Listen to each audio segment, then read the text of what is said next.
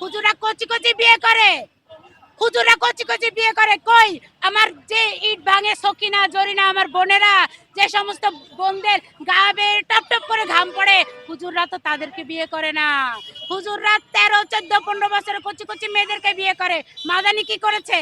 একটা কোচ যেই মহিলাটা তার জন্য কষ্ট করেছে, তার প্রথম স্ত্রী মাদানিকে যখন শেখ হাসিনা ল্যাংটা করে পিটিয়েছিল, তখন মাদানির প্রথম স্ত্রী এই মাদানিকে জেলখানা থেকে বের করার জন্য থানা থেকে থানা দৌড়িয়েছিল। অথচ সেই মহিলা যখন অন্তঃসত্ত্বা ছিল, তখন মাদানি কি করেছে?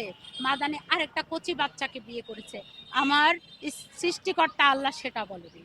আপনি যদি একাধিক বিয়ে করতে চান কোনো কারণে, যদি আপনার প্রথম স্ত্রী অক্ষম হয় কোনো কারণে, আপনি যদি দ্বিতীয় বিয়ে করতে চান প্রথম স্ত্রীকে জানিয়ে বিয়ে করবেন।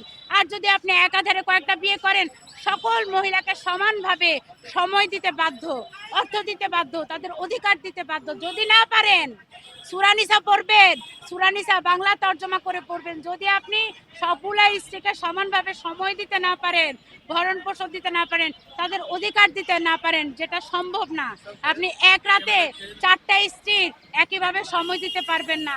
অতএব সূরা নিসায় আল্লাহ বলেছে এক বিবাহই উত্তম।